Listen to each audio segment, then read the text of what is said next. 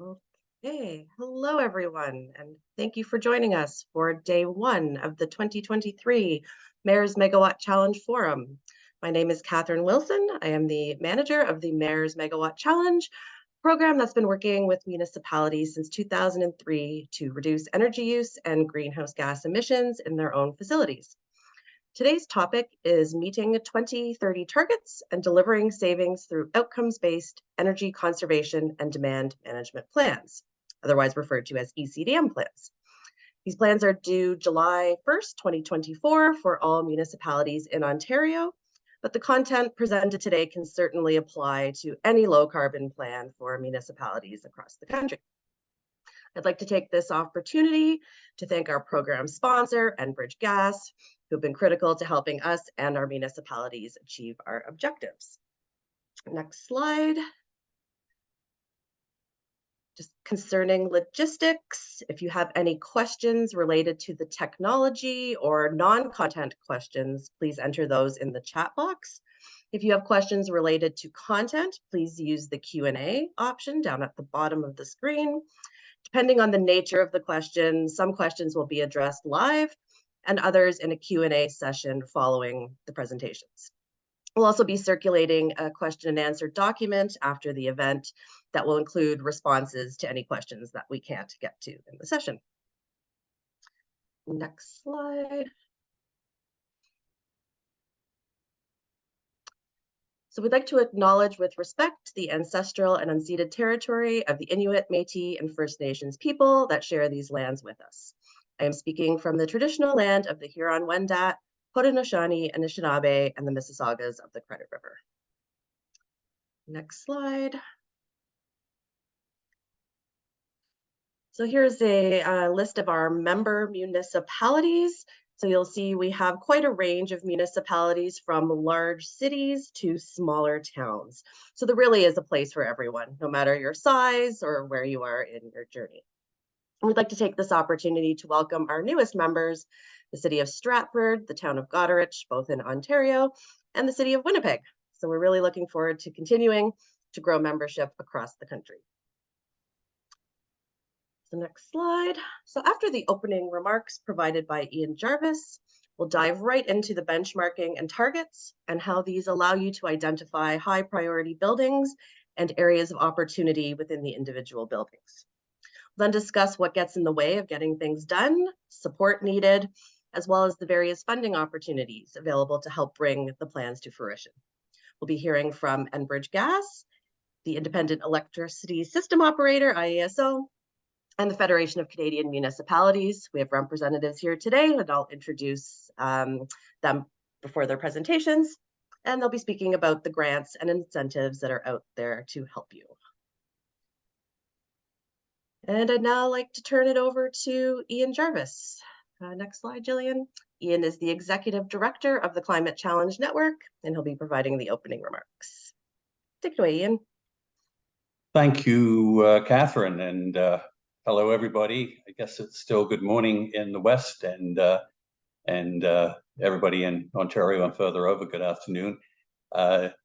Delighted to be here, delighted to try to set the stage for what we consider to be a very important upcoming year. 2024 is the year in Ontario of energy conservation plans, and we know that our counterparts in other jurisdictions are doing similar things. 5 years takes us up almost to 2030. 2030 we see as having really important targets for emissions reductions related to buildings, and our message today is, at this point, collectively, we're not going in the right direction. So there's really a call to action, almost a call to arms involved here. And again, very happy to have the opportunity to try to set the stage for what will be a very productive day. Next slide, please.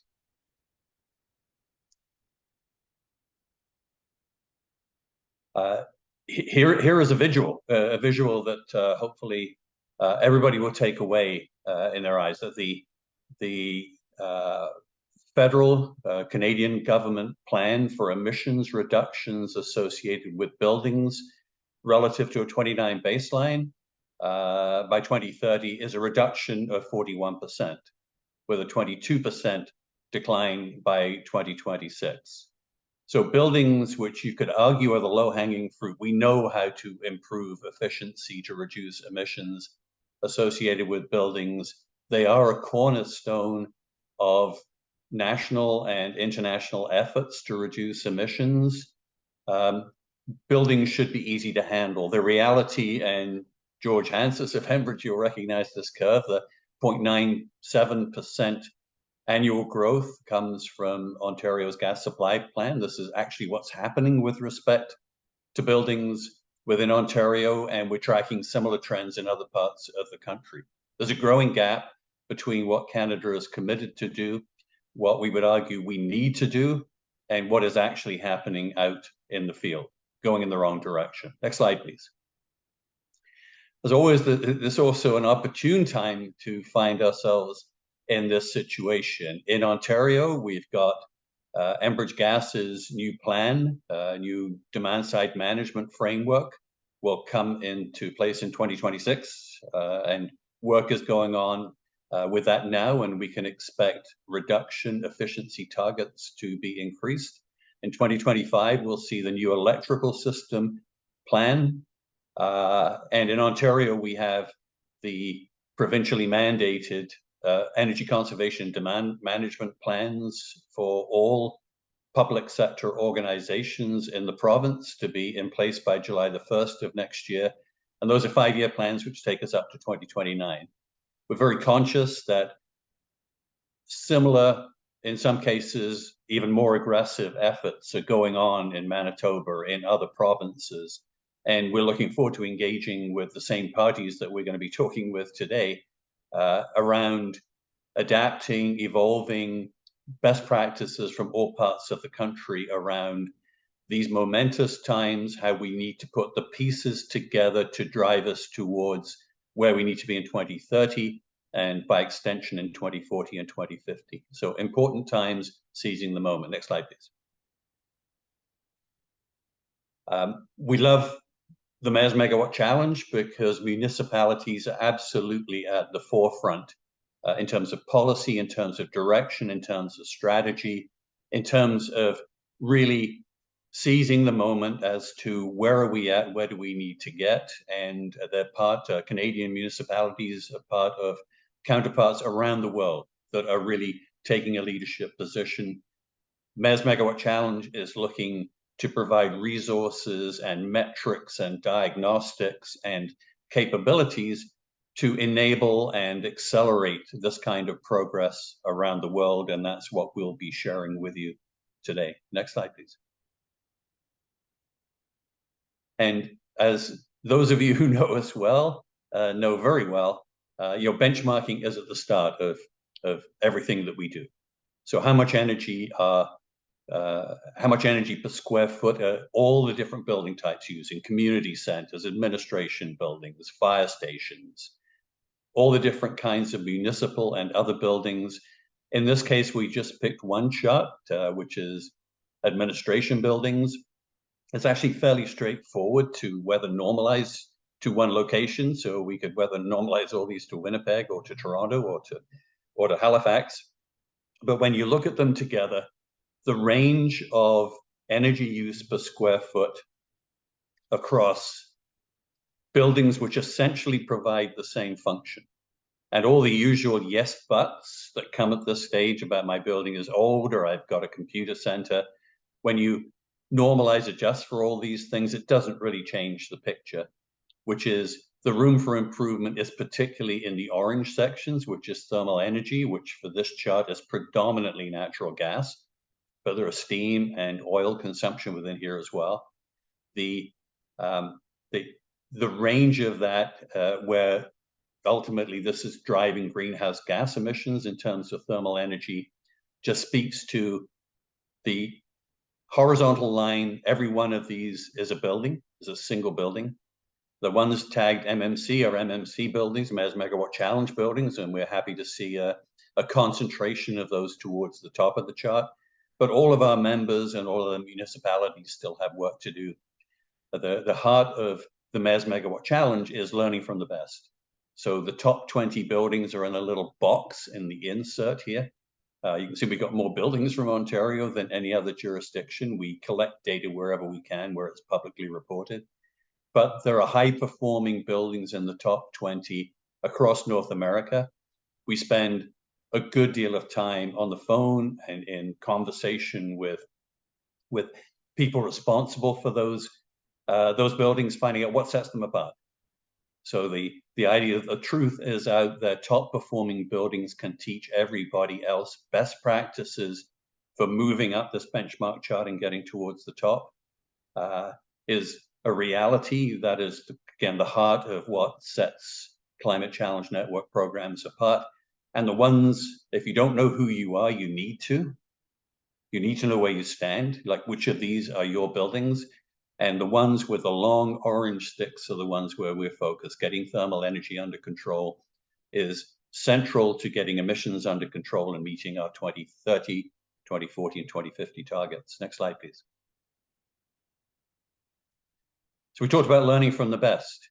A number of these, especially the regional governments at the top here, we haven't engaged with as well as we should have so far. So Waterloo region, York region, these are large administration buildings that have lessons to teach us. But you can see San Francisco City Hall is there. It's a top performer. And I am personally penciled in for the site visit there to make sure we know what's going on. The main City Hall campus in New York City is there, and I have visited there. And there are stories to tell, and they're anxious to share them. We're looking to provide the forum to make that happen. Vancouver, BC, if you were part of this, the first day of the forum last year, Vancouver and Toronto were projects that we profiled.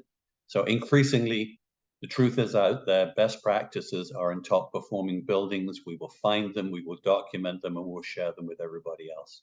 Next slide, please. Let me move on to 30 by 30. You know, I mean, slogans can be catchy and not very helpful. In this case, we think we need something that people can unify around and take collective action and individual commitment to work towards where we need to be. This takes the same idea of the benchmark chart and looks at the idea that the top quartile performance, which we've studied a lot of buildings now, and top quartile performance in just about every case, you know, is getting to the energy use level that 25% of the buildings of this type have already achieved after adjusting for weather differences. Getting to that vertical green line there can be done simply by running the infrastructure we've got as efficiently as we can. So we know how to get to the top quartile because we've already done it, and others have gone beyond it. The simple message around this particular, in this case, it's administration buildings, the curve for fire stations, the curve for community centers, the curve for police facilities, they all look remarkably similar. If we can get all of the buildings on the right side of the green line, where that red bold line curves down to the end, getting all of those to the top quartile reduces electricity consumption by 20%, thermal energy by 37%, and greenhouse gas emissions by 34%. I want to just pause for a moment. The meaning of that is what we're hypothesizing is if everybody knows where they stand and they make a commitment to get to the top quartile, we can reduce greenhouse gas emissions by 34% with good savings, short paybacks, hard work around operational improvements, maintenance practices, building automation systems. But we know how to get to a 34% reduction in emissions. 30 by 30 says, let's all commit together to get that done by 2030. That's a big contribution towards closing the gap and moving Canada and by extension, the other jurisdictions around the world in the right direction. That is the purpose of 30 by 30. You'll be hearing more about it over the coming months as we roll it out on a much larger scale. Next slide, please. So what it is, it's voluntary, it's collective. It's saying that individual action doesn't work anymore. We need to collaborate, we need to work together. And it applies to all building types, all commercial, institutional, and multi-residential buildings. I'll show you some numbers in just a moment. It's almost like there's a new law of physics where every time you look at any big data set, whether it's a single owner or whether it's a single building type, within any jurisdiction, you end up with exactly those same ski slopes and exactly the same size of potential.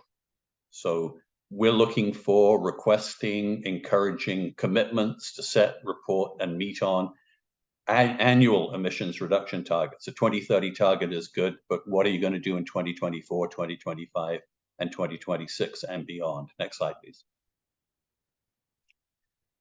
Talking about all building sectors, it's a challenge throughout. We're talking to commercial office landlords, to school boards, to governments, to multi-residential building owners. That second column from the right, we would draw your attention to. This is measured in terms of natural gas savings. It translates directly into emissions reductions. And doing that same idea of 20 by 30, moving everybody to the top quartile, it's about 30% every time we look at it. The lowest we have here is actually the municipal administration buildings at 25%. I think the highest is fire halls at 35%. But when you run them all through and run the math, we're around 30%. So it's a pretty good. So keep in mind, nobody's asking everybody to cut emissions by 30%.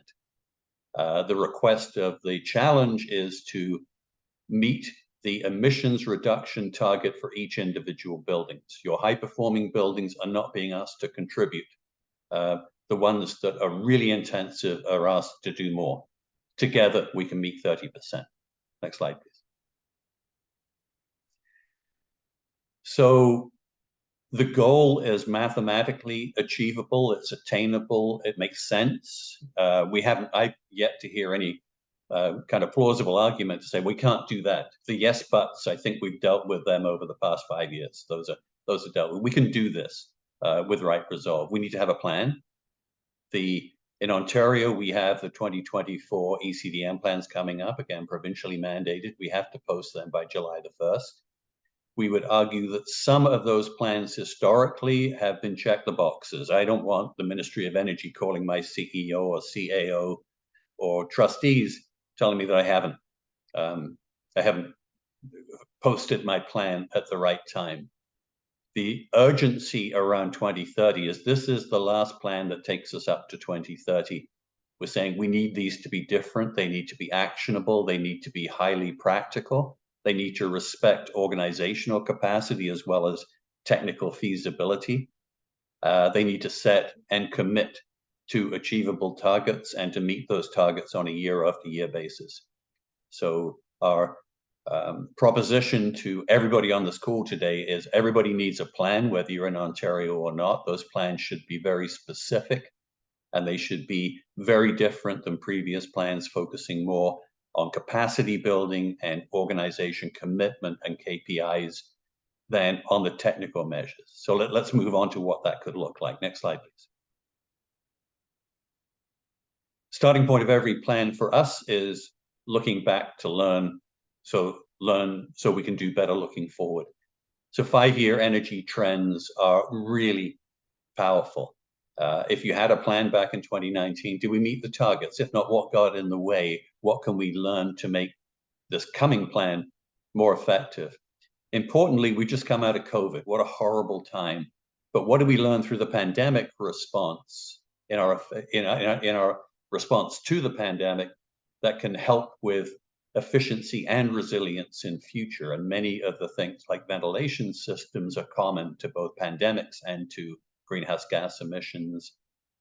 Find your buildings where the energy use went up, because in our experience, almost a third of all buildings, the energy is going in the wrong direction, and most owners don't know it. We looked at this in some depth last year.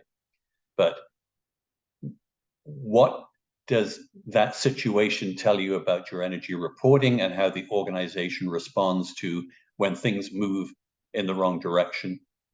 Second step is organizational alignment. Who was involved over the past 5 years? Who do you need to get on board with a plan this time year around? So again, looking at organizational capacity, organizational alignment, who do we need to be involved to make the right things happen this time. Next slide, please. Start with your targets, and for every building type, I remember, Adam, if you're on the line today with Barry, taking our published targets for all municipal building types and helping Adam use them for his whole portfolio. You guys, lots of buildings, they're not all reporting under the Mayor's Megawatt Challenge, but you can use our targets for every one of them. So set the right target. This chart is looking at a particular building type, but targets all the way from the top where there's no savings to be had, all the way down to the bottom where they're using inordinate amounts of thermal energy and which is the biggest contributor to their emissions reduction. So set the right targets. That's the starting place. And again, if you don't know where each of your buildings stand, we would argue you need to, and that is the starting point for planning improvements going forward. Next slide, please. Again, there's a kind of closing thoughts here. What has to be done is not that complicated. You know, we know it. We presented case studies. We know all about scheduling systems, turning them off when they're not needed, tuning up boiler plants, retrofitting variable frequency drives and lighting, improving operations and maintenance. We know how to make efficient buildings, and we got lots of them at the top of those charts that kind of support that. With low carbon planning, and these are the two fundamental pieces, right? Is what can I do tomorrow to improve efficiency? And what are the decisions I need to make about future capital planning that addresses all the issues listed there on the right-hand side? So we know what those things look like. We know how to implement them. So this, we would argue now, is the easier part. And the next slide.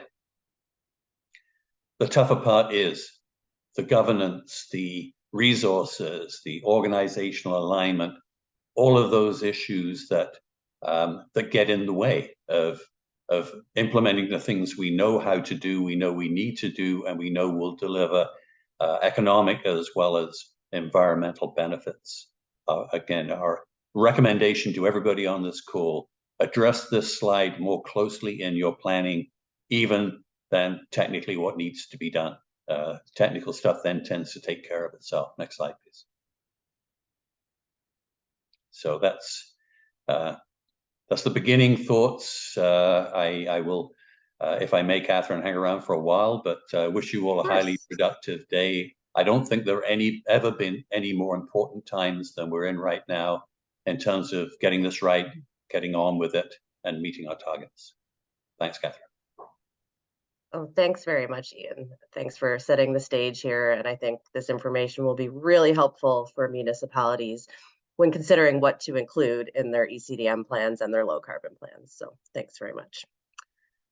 Okay, so we'd like to get a sense of where everyone's at. So we'd like to just conduct a quick poll on what you're currently doing to reach your low carbon goals. And you can choose more than one option.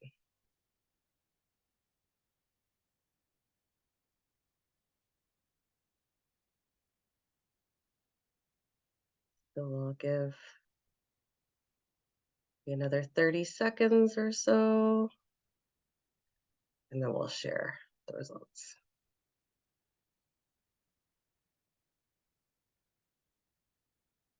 That's probably good. Hopefully everyone's had a chance to respond. And we'll take a look at the results.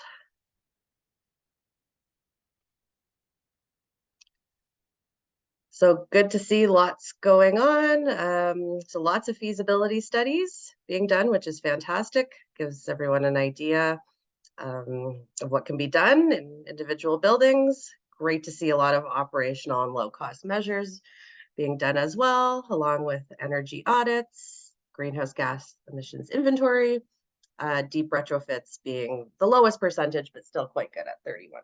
So that's great. This really sort of gives an overview of what folks are currently working on and gives us an understanding of what people are doing and where support might be needed. So thanks for answering that, everybody. Okay, so moving on to the next slide. just to reiterate some of the things that Ian was talking about.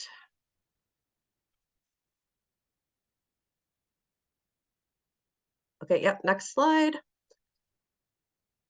So the Climate Challenge Network runs a variety of programs for different building sectors, all based on the idea of performance-based conservation. So really, this is based on the idea that knowing your energy use intensities of your buildings and having a realistic target for individual buildings, you can determine the energy and water conservation potential and greenhouse gas reduction potential for each building. And through this process, a municipality or any other building for that matter can identify high savings potential buildings and areas of opportunity within the individual buildings. In the following slides, I'll walk you through what this process looks like. So next slide. As Ian mentioned, it's really important to know where your buildings stand in terms of performance. So building performance assessment starts with benchmarking. We benchmark buildings across Canada using the Ontario Broader Public Sector Database as the foundation. So all 444 municipalities in Ontario must report energy use and emissions for all of their municipally owned buildings every year. And it's true for all public sector buildings, but we're focused on municipalities, of course, today. So the energy targets start with good practice energy use intensities from this database. 2019 was chosen as the base year for the targets, as it's the most recent year of data available for normal building operations that were not impacted by COVID-19. To ensure a clean data set, outliers have been removed and buildings recategorized if needed. So there's a bit of a data cleaning process here. It's important to note that the charts have been weather normalized, so buildings across the country can be compared on an apples to apples basis. This chart is showing the total energy use in equivalent kilowatt hours per square foot for all indoor swimming pool facilities that reported in Ontario. Electricity is blue and thermal is shown in orange. So you can see the top decile, the top quartile, and the median. Top quartile means that 25% of buildings perform better than this level, and that's considered good practice. Top decile means that 10% of buildings perform better, and this is considered best practice. So these targets really are readily attainable. They're already being met or surpassed by a number of buildings, and they can often be attained with low cost and operational energy efficiency measures, which we'll get into shortly. The next chart on the next slide is showing just the electricity use in kilowatt hours per square foot, again for indoor swimming pools. And again, you can see the top decile, top quartile, and median. And the top quartile and top decile values are used as the base targets. The next slide shows the total thermal use in equivalent kilowatt hours per square foot. As Ian mentioned, this is primarily natural gas, but also includes steam or oil, propane, but primarily natural gas. Again, you can see the top decile, top quartile, and median. And again, these are used as base targets. So again, knowing where your buildings stand is a really important first step in the plan. So the tables on the next slide are showing the top quartile base targets for each of the building types reporting in the public sector database. So these base targets are broken down by energy subcomponent. So the base load components refer to systems that run throughout the year, regardless of weather, such as lighting, IT equipment, domestic hot water, and fans, for example. Cooling component is additional energy used in the summer for air conditioning, and heating is the extra energy used in the heat during winter months. Note that the base targets for recreational centers are the top quartile for base facilities, so those that don't have indoor ice rinks or pools, and then adjustments are made for the individual buildings, which I'll get into in a moment. And we'll be sharing all of these results so you can refer back to these later. The next slide shows the top decile base targets for each of the building types. Municipalities can choose either a top quartile or top decile based on energy performance or individualized goals. So really that's a choice. So on the next slide, you'll see simply comparing your EUIs against the base target is not enough, as it doesn't account for things that make the building unique. So this is where the target adjustments will come into play. So base targets are adjusted for material things in the building that make it different. Examples would include additional space types like data centers, other energy intensive equipment, and different heating systems, for example. In the case of ice rinks, adjustments are made for number of ice pads, the number of months of ice in. For pools, adjustments are made for the size of the pool compared to the rest of the facility. So this table shows the 2022 EUIs compared to the adjusted targets for a typical municipal portfolio that includes a range of building types. You can see different types of community centers, fire stations, libraries. So this is a typical portfolio that we would see. So, and all of the MMC members receive this in an annual performance and opportunities report. And this is really valuable information for ECDM plans and low carbon plans. You'll see the buildings are ordered from highest to lowest total energy use. Values in red are above the target, indicating savings potential. Values in green are equal to or below the target, indicating no savings potential. Again, adjustments are made for weather and unique characteristics of the building. You will note, just as an example, the targets for the fire stations, the thermal are really low because those have geothermal technology. So you can see how those adjustments have been made there. Next slide. Yep, so we're going to get into some of the opportunities, and we'll go right to the next slide. So the savings potential that we're looking at is really the difference between the actual electricity and thermal energy use and the adjusted targets. So this table compares the actual 2022 energy use for each building with its customized target to determine potential energy, greenhouse gas emissions, and cost savings. It also points to areas of greatest opportunity. So these are the results for a typical municipal portfolio again, and can be included in ECDM plans and low carbon plans. In this case, a top decile target was used as the starting point and then adjusted for unique characteristics in the building. They're ordered from highest to lowest greenhouse gas savings potential, allowing for easy identification of the high priority buildings. The building systems and conservation actions that should be focused on are determined by the savings potential. So values in red indicate high savings potential, orange, medium savings potential, and green, low savings potential. So this really allows the municipality to identify areas of opportunity within the individual buildings. There are also indicators that point to what may be going on in the buildings. So this is where I'm going to bring Frank in to help sort of explain what some of these things mean.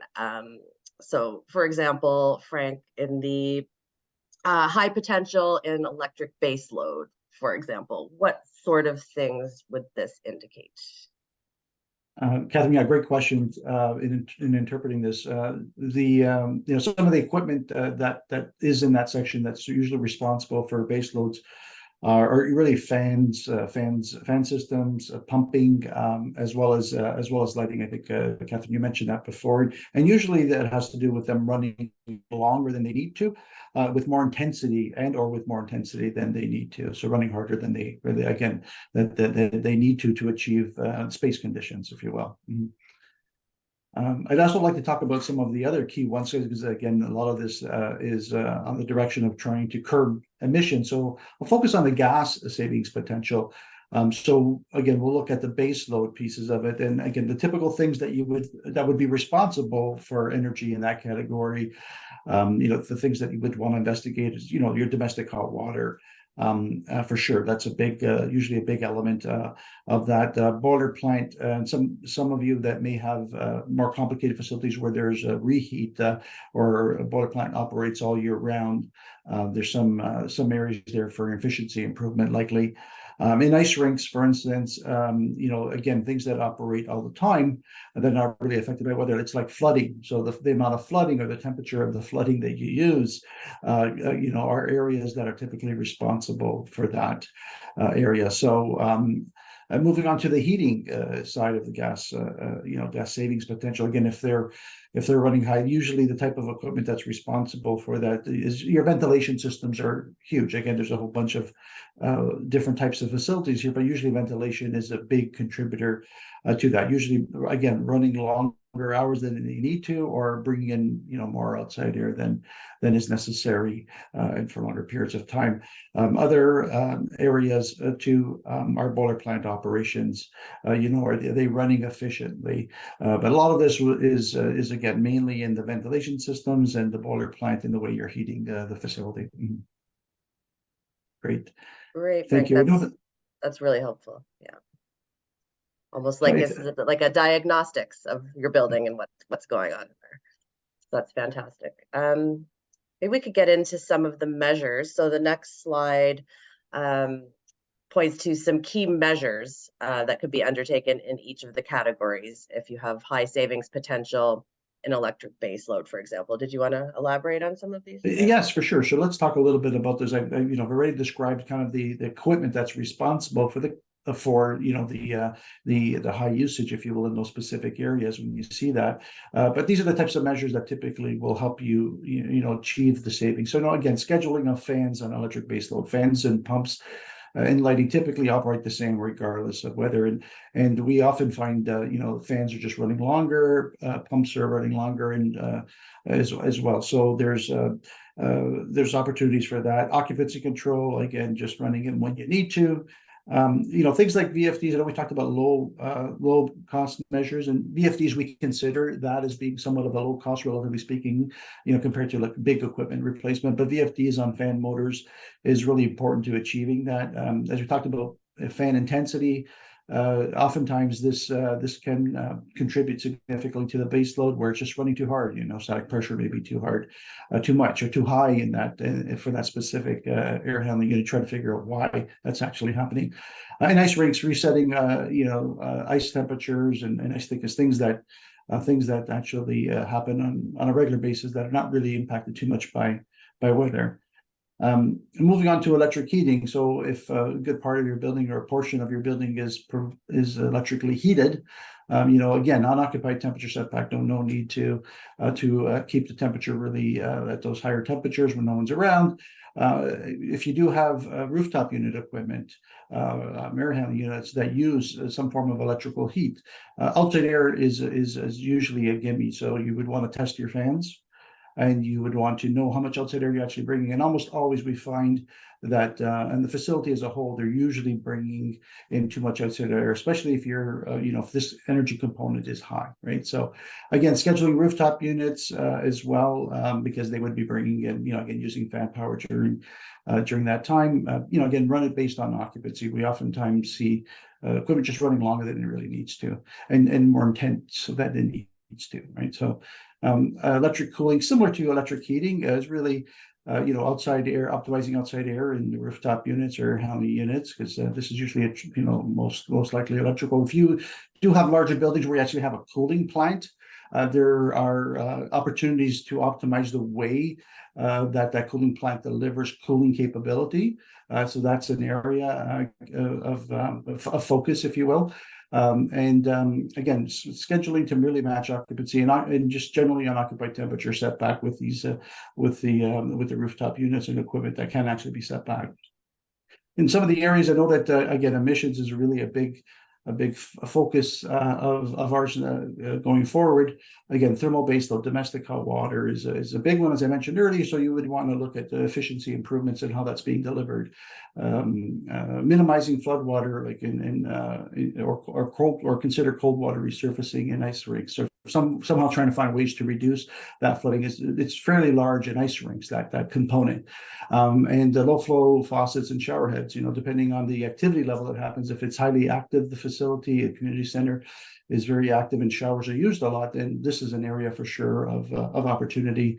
And then in pools, again, there's various types of facilities with slightly different equipment, but I want to highlight that in pools, thermal baseload, pool evaporation generally is pretty non-weather sensitive, if you will. Pool evaporation happens all the time, and so just optimizing those set points. And later on in the slides, we'll actually get into a little bit more detail and some examples of that. Thermal heating, very similar to electric heating. Again, non-occupied temperature setback. Again, optimizing outside air in gas-fired equipment or heated by a boiler plant, and matching occupancy. Boiler efficiency also is good in terms of how you actually, the control sequence that you use. because that can affect the efficiency, making sure that the boilers are operating in their efficient range at all times, right? So again, some examples of the types of measures that would be typically looked at or should be looked at to help find those savings opportunities in each of these, especially if they're showing high savings potential in these energy subcomponents. Okay, next. That's great, Frank. That's really, really helpful. And as you said, we'll get into some more specific examples in a moment, but that's a really great overview of how you can use this sort of savings potential for a portfolio to guide where improvements can be made. So that's really great. So on the next slide here,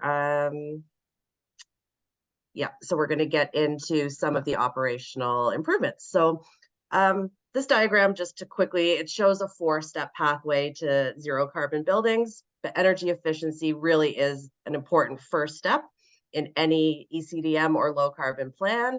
We recommend that these measures be undertaken first, really to provide early wins and help meet some of the interim targets, like the 30% GHG reduction by 2030, for example. So as you can see, there are many components of the pathway, which we've covered in previous webinars. Today, we're really focusing on operational excellence. So Frank's now going to walk through some of the operational or low cost, no cost measures for different building types. Next slide. Great. So, expanding a little bit more on the measures that I described a little bit beforehand, these are getting into specific details about indoor swimming pools that have ancillary rooms and activities. So optimizing air temperature and relative humidity, as well as water temperature, those are the driving forces in pool evaporation, and they're fairly significant in a pool facility. You can see there, the right-hand table there, those are recommended set points, if you will, from ASHRAE. But generally, you would want to keep the rule of thumb. Generally, is you want to keep the air temperature between 2 and 4 degrees higher than the water temperature, and spreading that spread really is important for driving or reducing or minimizing pool evaporation. The next item there being unoccupied setback temperature and relative humidity. So during unoccupied periods, you can play around with temperatures and relative humidity a bit. So if you increase your relative humidity, for instance, during the unoccupied temperatures, again, being mindful that you don't get any dew, still staying above the dew point of the walls and the surfaces, so you don't get condensation. That reduces pool evaporation. Just going to need to be mindful, as there's a delicate balance between the setback temperature that you should be doing. Sometimes if you increasing the actual temperature and humidity levels will reduce pool evaporation. However, as that increases, it increases your heating load, if you will. So it's trying to find that right balance between space heating reset and pool evaporation. So just be mindful of that. And typically, again, outside air in a pool is definitely a requirement, and we find oftentimes that locations are bringing in too much outside air, and that'll significantly contribute to high usage. Good. So we can go to the next slide. I'll just continue on with more typical measures that we've been finding in pools that, again, can help you address the savings and savings potential, if you will. Pool pumping, installing variable frequency drives. When I was talking earlier about electric bass, for instance, it's the intensity. When I mentioned intensity, it's looking at things like this. So there are times where you would want the pumping to vary depending on how dirty the filters are, for instance. But oftentimes you're actually over pumping. So again, I can't stress enough the importance of testing to know really what's actually occurring. And then comparing to that what you really need, and VFDs actually help you do that, right? So optimizing ventilation, I mentioned that quite a few times beforehand. So again, ensuring that you don't oversupply during occupied periods, and try to minimize that and eliminate it if you can during unoccupied periods in these pools, right? So the next item is demand control ventilation in variable occupancy spaces. Sorry. Just want to talk a little bit about that one there. That really can't be done too much in pool specific areas, but a lot of the pools that we've looked at, have community rooms or meeting rooms that vary considerably in occupancy. And so in that case there, you can implement demand control ventilation, right? So again, a lot of this is very helpful. We continuously get feedback from the buildings and building operators that we know that, training and to better understand the implications of the equipment and why you're suggesting to do these things is important to give them the motivation and the knowledge to help implement these and sustain these items here. So now we can go to the next slide. So here is some operational or low-cost measures for indoor swimming pool. So this is just an example of one. Again, approximately 44,000 square feet. It has 3 pools all in the same area, and the types of measures that we've looked at for this sample building, if you will.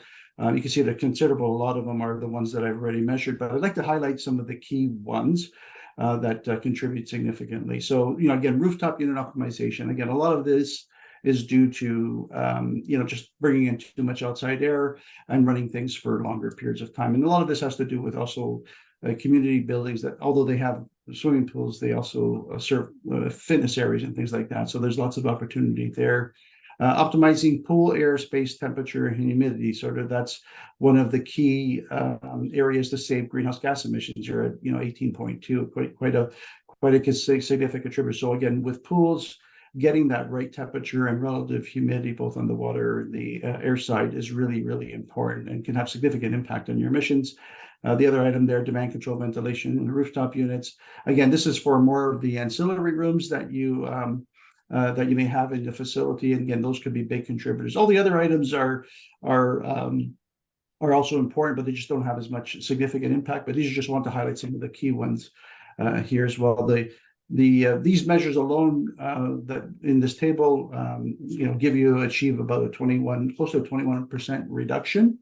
And wanted to highlight the fact that if you would add a pool cover, so automatic pool covers is becoming something that we would stress that people would want to consider. We know that manual pool covers in public pools are difficult and challenging, but there are fairly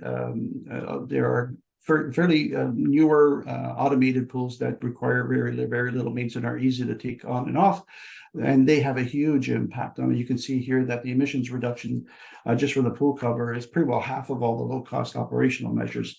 And combining the pool cover with these operational measures gets you to 30% greenhouse gas reduction. So it's sort of in line with with some of the targets that we're trying to achieve. So again, significant reductions based on this. And one of the metrics that we're seeing being evaluated or considered when making decisions on improvements to reduce greenhouse gas emissions is how much do you have to spend per ton that you're planning to reduce. So again, that's just one of the measures that you should be looking at. Net present value. You'll see here that the net present value on all of these items are positive, and the net present value is really compared to a baseline that is usually that is pretty well zero, that has no savings associated with it, so usually negative.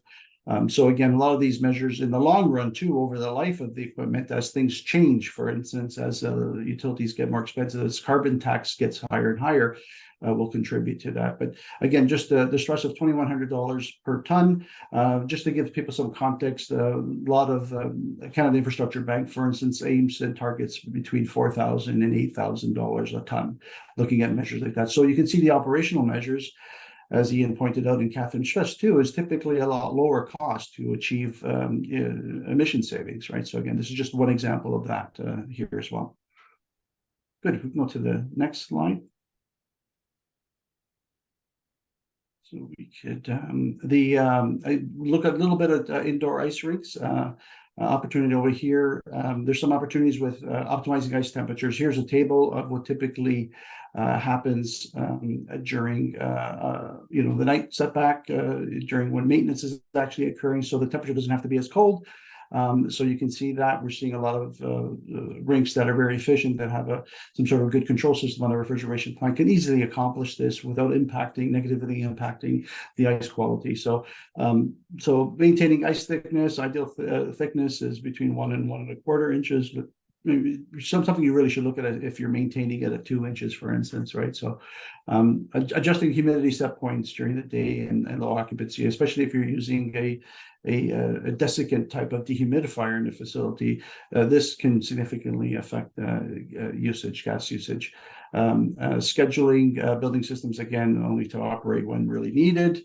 Light levels we've seen a lot of various ways of controlling the lighting. So should really try to control the light levels based on your permit use. So we're seeing a lot of the activities happen say after hours, but during very low occupancy, they'll have maybe one bank of lights on. During maintenance, they'll have a different set, and then it's only during those busy periods that they would have all light levels on. So again, some areas to look for opportunity in reducing energy and ultimately emissions. I mentioned about water flooding, so again, reducing even the amount of water or the temperature that's associated with that is also an area of early wins, if you will. And again, not to stress over and over again, but upward training to better understand and so make sure everyone's on the same page of how these contribute to the energy in the building and the emissions in the building is really, really, really important. Next slide. So again, as I gave an example for pools, here's an example for a 2-pad arena. Again, lots of measures that I've already discussed. Just want to highlight a couple of the bigger contributors, if you will. The night temperature setback, again, depending on where that's done, especially in a lot of the ancillary rooms that usually accompany a pool, you can get 4.4 tons of reduction. Again, cold water ice resurfacing. So the lower you're able to reduce your flooding temperature, the better. Look, it's a significant part. It represents about 2/3 of the potential of greenhouse gas emissions. There are cold ice resurfacing systems that we strongly suggest you just investigate for yourself. Ice temperature optimization, again, the resetting that we talked about is about 2.1. Demand control ventilation, again, this is mostly to do with some of the rooms that have variable occupancy, but even inside the arena, as you know, there's different permits with different occupancy levels in each. So making sure that you use demand control ventilation is a good area to save on energy and ultimately greenhouse gas emissions, right? But again, just trying to highlight as well the reduction in emissions from this. So this sample over here would result in about 23% greenhouse gas emissions reduction, which is really, really good. And just to present a bit of context, there's the cost associated with that. It's $4,300 a ton, basically. So this one here, just want to stress that in this specific facility, they opted for, and we strongly encourage, building automation system. But this one here was a fairly comprehensive one, which kind of skews things a little. And I'll talk a little bit more about the advantages of building an automation system, all the many things that it can actually do. So if we go to the next slide, that leads into a bit of that. Essentially, in order to achieve and sustain energy efficient operation and also low greenhouse gas emissions in your facility, a building automation system, building management system is essential ingredient. It can be costly at times depending on what it is, but it's a necessary ingredient to achieve these greenhouse gas emissions and sustain them. I think that's the other thing. It's important too to understand that just putting in a building automation system on its own is not going to get you the savings.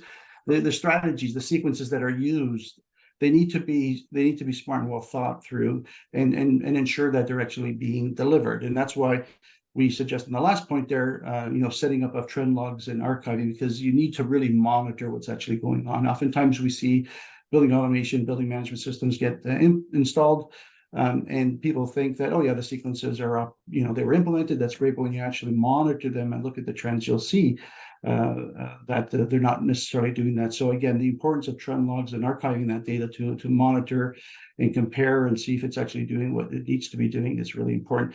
Some of the other benefits that I haven't mentioned here, other than just the economics, are the building automation system has a considerable improvement in improving and dealing with comfort issues, occupant comfort issues, also helping deal with maintenance issues, troubleshooting.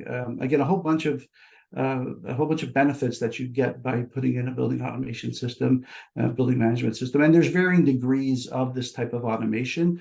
So you have a bit of a range of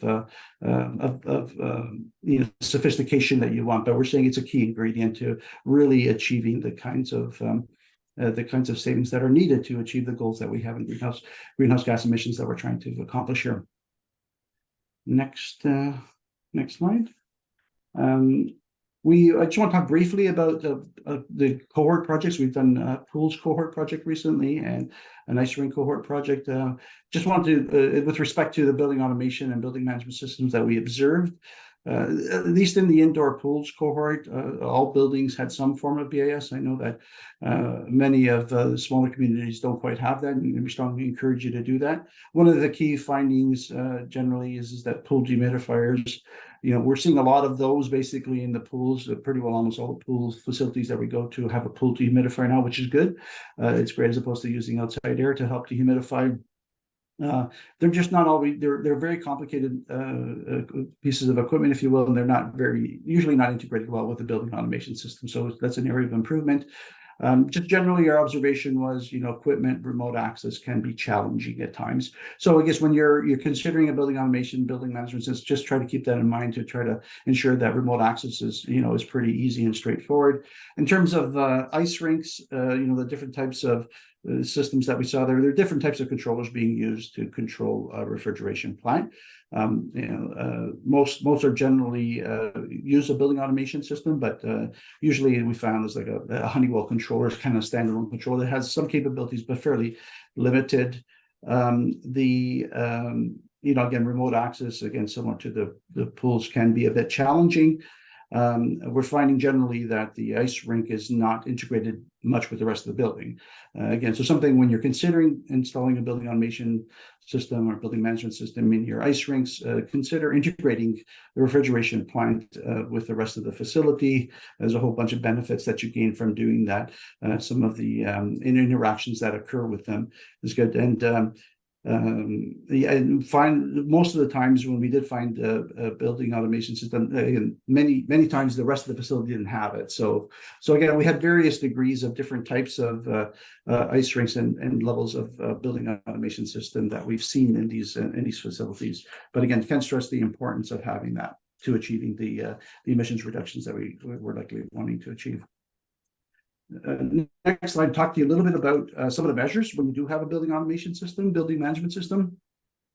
You talked about dehumidification over there. You can see integrated controls 1 and 2, the 4th line down.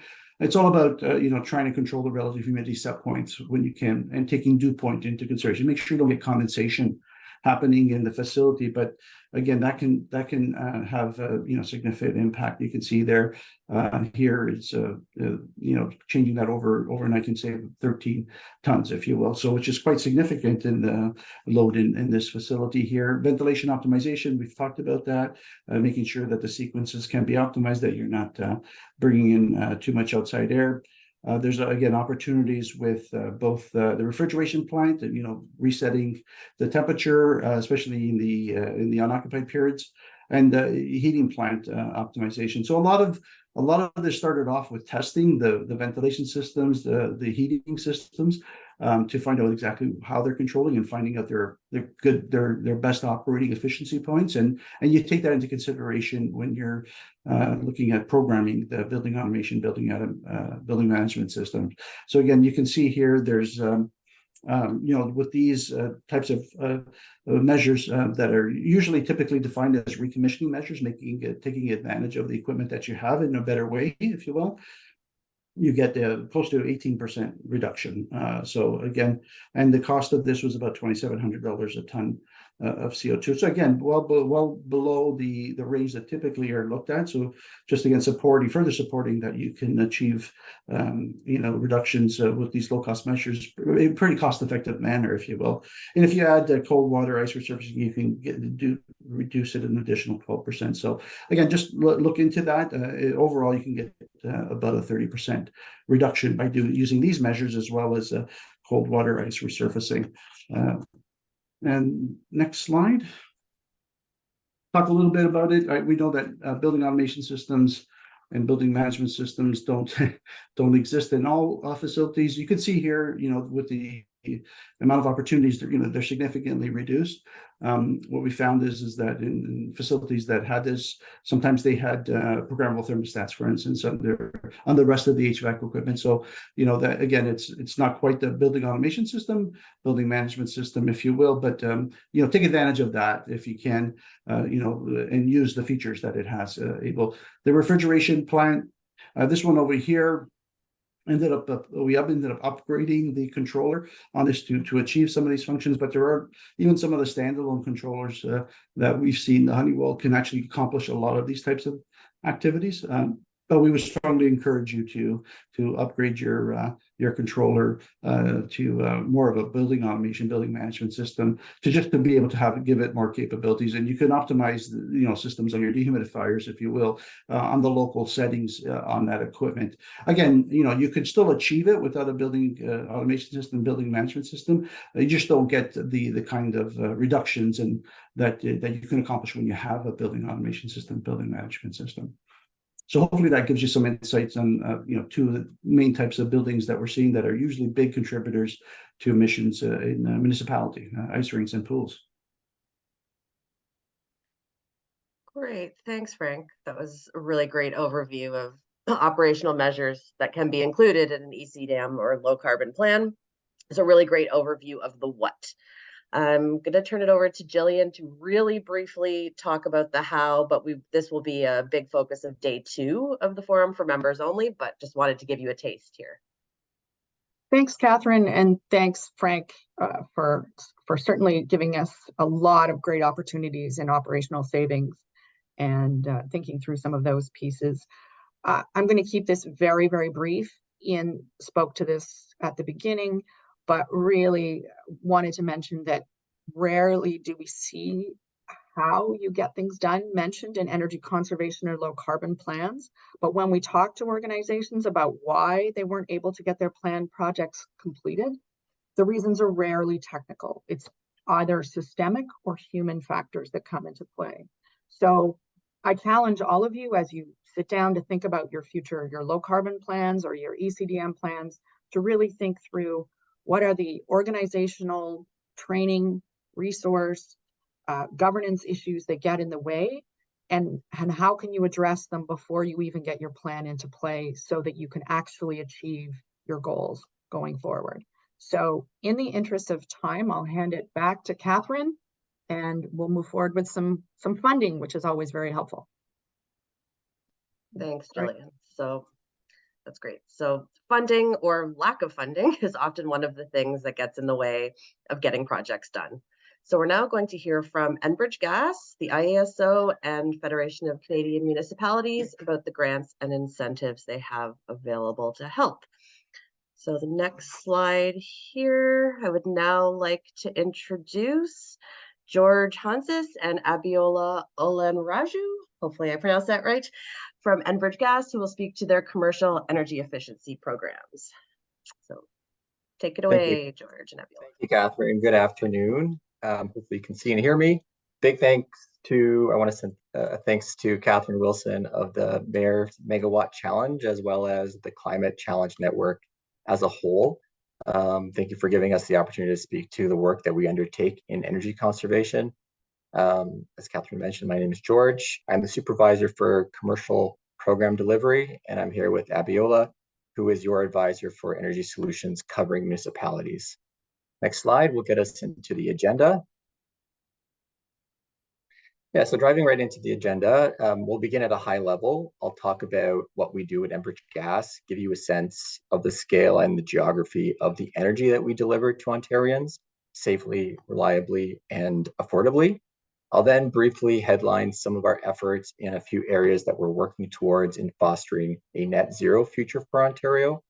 And one of those areas is energy conservation, which will be the focal point of our messages today. So we'll spend some time here on this area and provide some context to our work in this space as we've been delivering this for 28 years.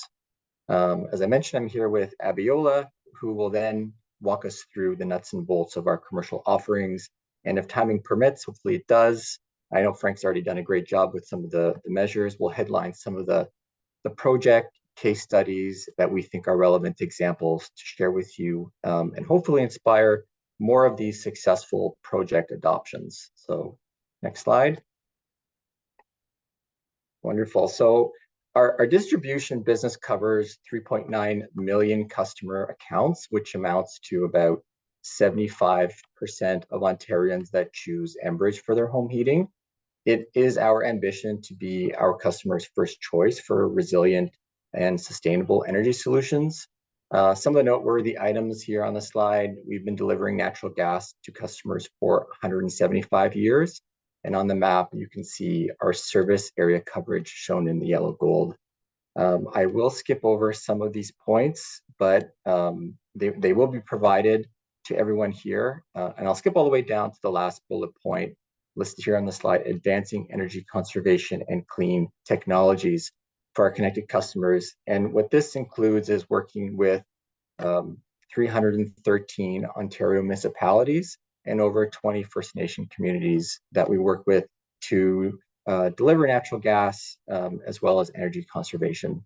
At a corporate level, our goal is to reduce the emissions intensity and achieve net zero emissions by 2050, as well as to reduce the intensity of our emissions by 35%, comparing that to our 2018 baseline. Next slide there. In the interest of time, I'm only going to list some of these areas of focus for our company as we work towards a net zero future for Ontario. Enabling energy conservation, the leftmost pillar. That includes residential programs, industrial programs, and commercial programs for those customers, which Abiola in a moment will expand on. The other two areas here on the slide are advancing transition to renewables and clean technologies such as hybrid heating and carbon capture storage. Next slide. So we thought we would throw some big numbers at you. These are the numbers coming from the commercial slice only of our energy conservation program delivery portfolio in the past 5 years alone, I will add. So we've supported nearly 6,000 customer accounts, incentivizing $48 million, which has enabled 87 million cubic meters of natural gas savings. And converting that to GHGs, that's 162,000 tons of CO2 emissions. Next slide. Diving a little bit deeper into the municipality side. So if we zoom in further into municipalities, in the past 5 years, we've supported 150 projects, $1 million in incentives, which has enabled 800,000 cubic meters of natural gas savings, or 1,500 tons of GHG reductions. Next slide.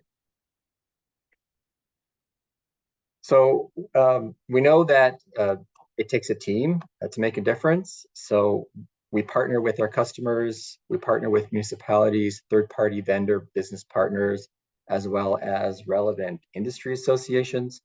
We know that our customers and business partners need assurances about what incentives will look like for the energy project, which is why we try and remove some of the guesswork by providing an upfront savings and incentive estimate to help them make informed choices for those energy projects involving energy consuming equipment. We work closely with all parties to identify and prioritize energy efficiency projects that best suits their business needs. And we'll also provide you with technical support for projects. I know that Jillian said that it's not really a barrier, but it's certainly a service that we can provide, and we're happy to do so with those analyses.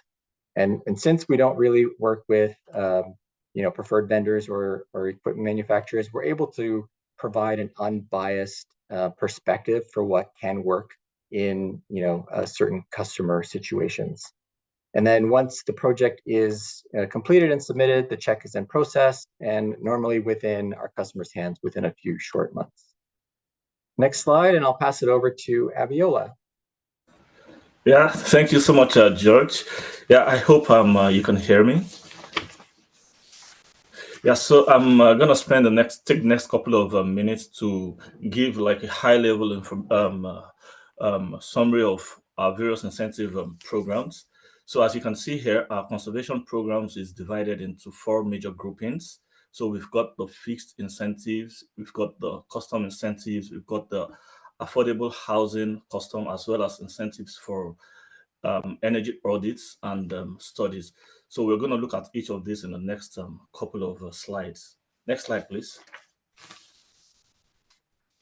So as the name implies, the fixed incentives is a kind of straightforward approach applied to certain technologies with predetermined incentive and savings amounts. And this is defined by facility type as well as equipment size. So for these fixed incentives, no thorough calculations are required, as these were already determined prior to defining and listing out these incentives. So as you can see here in this slide, we have a listing of equipment that have fixed incentives. So I'm going to give a simple example of an ozone generator. So if you happen to install an ozone generator for a commercial laundry system, you would qualify, as you can see in the slide here, for 4 cents per pound of annual laundry, up to an amount of $15,000. Next slide, please. So custom incentives support equipment upgrades that require site-specific inputs to calculate custom savings as well as incentives. So this is for any type of equipment that do not have a fixed incentive, or projects involving 2 or more different equipment that kind of interact with each other. So the incentive will be based on how much natural gas is saved. So, and for these, you may qualify for about, as you can see on the slide here, 25 cents per cubic meter of natural gas saved, up to a maximum of 50% of the project's upgrade cost, and of course to a maximum of $100,000 per project. So some common examples that we've done in the past for this custom incentive projects are boiler replacement projects, upgrading from atmospheric to condensing boilers, waste heat recovery for ice rings. We also have steam trap replacements as well as building automation systems. Next slide, please. Yeah, so with this slide, just trying to pass a message across about a limited time offer we have for hybrid rooftop units that run on dual fuel.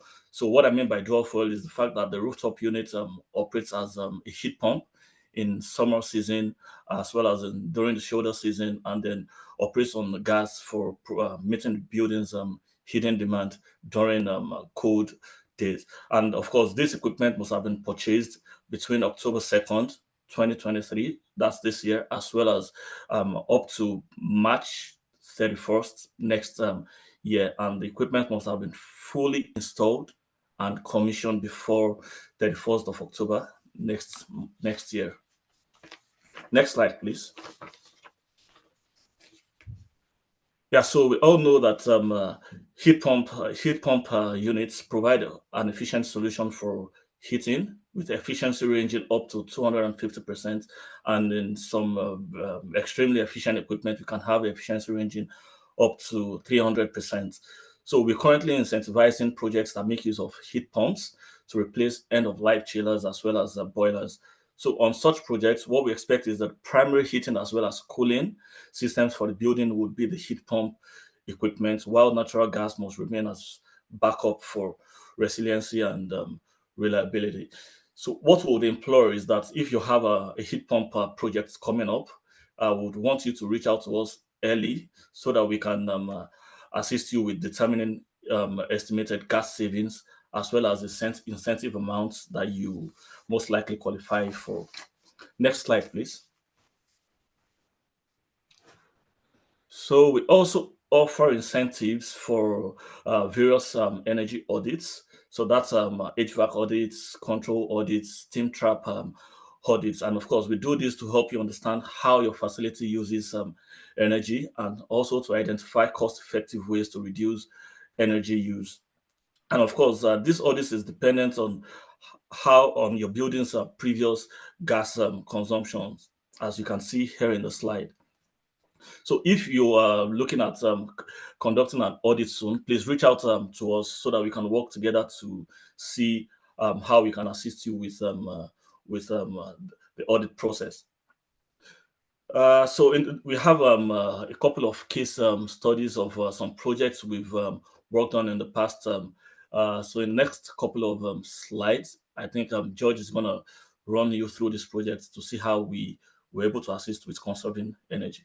Thanks, Over to you, Savio. George. Thanks, Savio. So I won't get into detail with the case studies, but we will headline them. So case study number 1, heat recovery heat pump. This project was at a district energy plant. The project was to recover heat from the cooling plant, upgrade it with a new heat pump, and then offset the natural gas requirements for the heating plant. We provided an incentive of $100,000, and the project saved 5,100 tons of CO2 emissions per year. The next case study, next slide, please. Case study 2. This project occurred in the parking lot of a municipal wastewater treatment plant. The air balance was off, meaning that the air handlers were supplying more air than what was being exhausted, which caused odor infiltration into the adjacent office space, which is, I would say, is less than ideal. And I know that Frank said that, intensity and duration are the 2 big things to look at, but air balance is probably a third, I would suggest. Next slide would show the financials. Thanks very much. So the incentive covered 30% of the project costs to rebalance and save 256 tons of CO2 emissions. Next slide, I think, is our last case study 3. This is a project at Toronto Community Housing. This project was to retrofit buildings with high efficiency boilers and energy recovery ventilation, which some of you know that as ERVs. The incentive on this project was for the amount of $71,000 towards a retrofit. And the next slide, I think we're wrapping up, is our summary slide.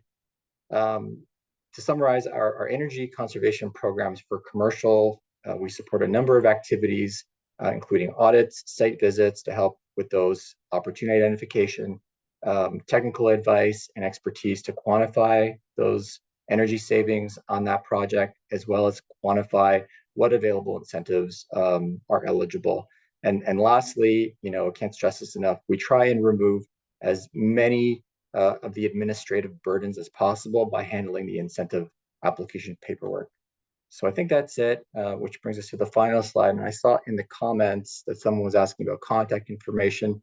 And I'll say this, if there is only one takeaway from our entire presentation, it's Abiola's email, which is at the bottom of this slide. So with that, thanks again for the opportunity to share information about our programs and the work that we do. So I'll pass it back to Catherine.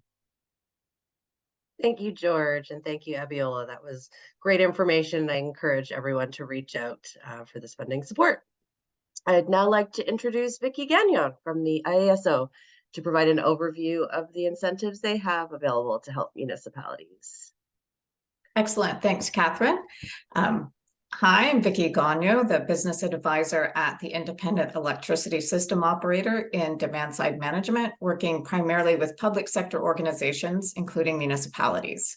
And I'd like to tell you about some updates we have to some Save on Energy incentive programs that may be of interest to you. Yes, next slide, thanks. We're in the second half of our 4-year framework, where we have $1 billion in incentives to help achieve a total of 725 megawatts of peak demand savings and 3.8 terawatt hours of electricity savings. And the target is on peak demand reductions and a focus on regional and local system needs to address cost-effective alternative to traditional transmission and distribution infrastructure. Next slide. There are a number of incentive programs available to help municipalities manage energy. The retrofit program, which is our largest program, has had a few enhancements this year, and we've added a number of new programs in 2023, including strategic energy management, existing building commissioning, and soon to be launched instant discounts. And I'll go into more details in each one of these. Next slide, please. The retrofit program is our largest program, and it offers financial incentives for equipment upgrades that reduce facility electricity consumption. Next slide. There have been a number of changes to the retrofit program this year. In May, the custom track was reintroduced, incenting at $1,200 a kilowatt or 13 cents a kilowatt hour, whichever is higher. And the $1 million incentive cap has been removed. However, incentives continue to be capped at 50% of project costs. And the way we incent network lighting controls has changed. The incentives are now calculated on a $1 per kilowatt hour basis, moving away from $1 per square foot. So the incentive is now 35 cents a kilowatt hour. Next slide. The fall update included additional changes. Prescriptive incentives for most non-lighting measures have increased. Most of them have doubled, and some have increased 3 to 4 times, including for heat pumps. And the last day to apply for lighting incentives in the retrofit program, either custom or prescriptive, is December 17th. The Save on Energy Instant Discounts program is launching on December 18th, and most lighting measures will be removed from the retrofit program at that time. However, lighting controls and horticulture lighting will continue to be incented through the retrofit prescriptive program, but all other lighting will be incented through Instant Discounts program moving forward. Next slide. In certain areas of the province where electricity constraints exist, we have doubled incentives for non-lighting prescriptive measures. The first 5 regions for adders on the left: Niagara region, Kingston, Southern Huron, Perth, Pembroke, and Kenora. And recently 4 more regions have been added: Wabashine, Barrie, Muskoka, Elmira, and Peterborough, Belleville. So this is on top of the recently increased prescriptive incentives for non-lighting measures. So those incentives recently doubled. And then in these areas, they're doubled on top of that in these specific regions. And that will continue until December of next year. Next slide. The social housing adder is not new, but it's been available for a long time, but not everyone is aware of it. So in social housing, incentives are doubled the regular incentives, and they're capped at 50% of eligible project costs. And it's possible to get an advanced on the incentive for social housing, and up to 50% of the estimated incentive can be paid upfront. Next slide. Now, the Instant Discounts program, it's launching on December 18th, and incentives will be paid directly to distributors so that they can offer instant point of sale discounts to customers on energy efficient lighting. So there's no paperwork to apply for the program on the part of customers, and it eliminates wait times and application processing. And a list of participating distributors will be available on our website. One important point to note is if you have an approved retrofit lighting application by December 17th, and you want to continue to receive the retrofit incentive after December 18th, please ensure that you decline the instant discounts incentive when it's offered, because you can't have both incentives. So if you receive the instant discount incentive, you will not be eligible to receive the retrofit incentive. Next slide. The Energy Manager program has evolved away from funding salaries to hire energy managers to a model that offers a coaching and support that energy managers have told us that they value, as well as incentives for reducing energy. So the core offerings of our Strategic Energy Management program are cohort training and coaching support to help train the participating energy teams. So it's organizations that have 2 or more employees working together to help manage energy on site. And these cohort training programs work within a 2-year time frame. And the SEM program also offers a performance incentive for participants that can demonstrate electricity savings over their historical baselines. Next slide.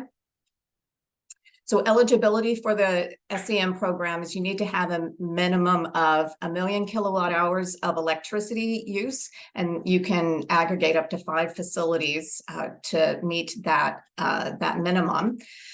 We started with about 5 cohorts this year, and there were a couple of municipalities in one of our multi-site cohort that included municipalities, schools, and commercial offices.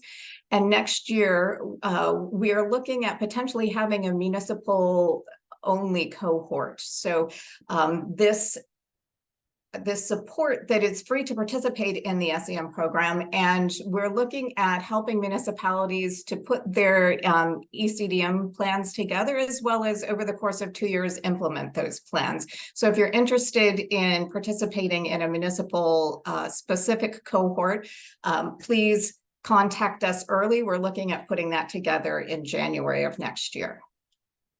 Next slide.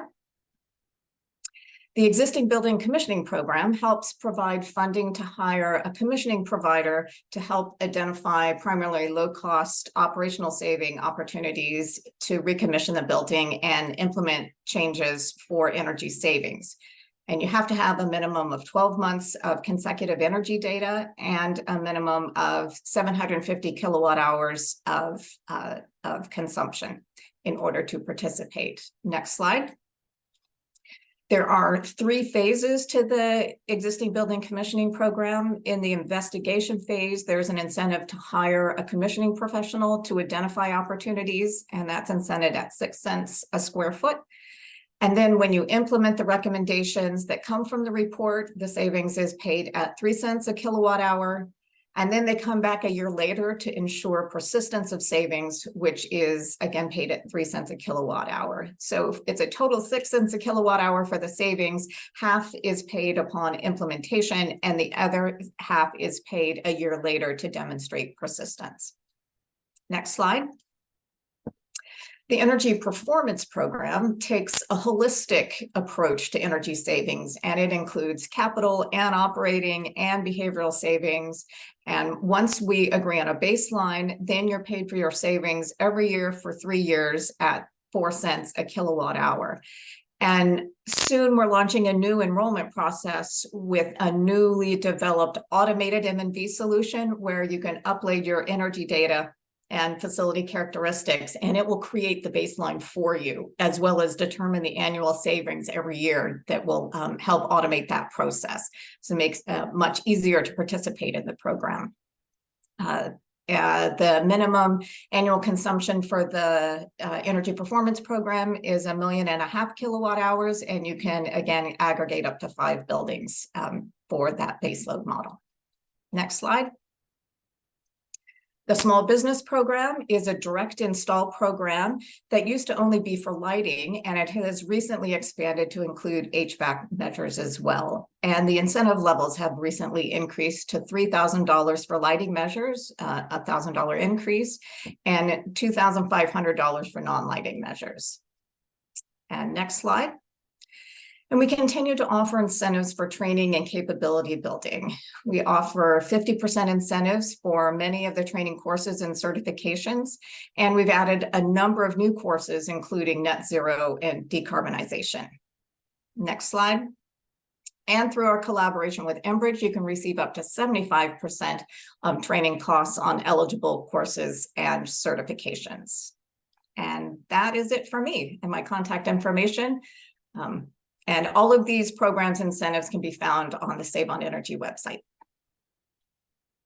Thanks so much, Vicki. That was a really great overview of all the things that you're offering, which is fantastic. So I encourage everyone to reach out to the ISO about these opportunities. And I'd like to welcome now Brett Phillips from the Federation of Canadian Municipalities to give us a very quick overview of some of the Green Municipal Fund opportunities. Again, we'll be sharing this slide deck after the presentation so you can see all of the great details that he has in here. So take it away, Brett.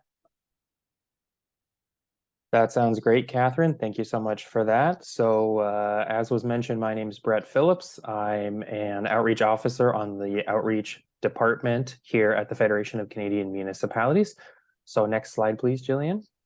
So for those of you who might not know, the Federation of Canadian Municipalities has been around for over 120 years.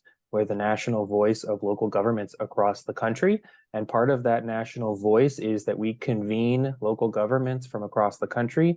And whenever our membership has identified shared priorities, we amplify those priorities to the federal government. And that includes wins from a programming space. And so the largest program that is offered by the Federation of Canadian Municipalities is the Green Municipal Fund, or GMF. As you can see from the slide, it's a $1.6 billion program that's been in existence for over 20 years. And there are just some brief information there on the reach of that program, over 2,100 projects approved, and a significant amount of greenhouse gases reduced as well. So next slide, please. So in terms of the nitty-gritty here, Catherine invited me here to talk about the different funding opportunities that are available. So I'll just highlight that the different Green Municipal Fund offers are divided by sector, but they're divided in a way so that we're trying to give you the opportunity to get funding from us no matter where you might be in the life cycle of the project. So there's grant funding in the planning stage, the studies stage, and for pilot projects as well. Those are in that light green color, that lime color. And then we also have funding for capital projects down there in that darker green. And I'll just highlight that that funding is a combination of loans and grants. Next slide, please.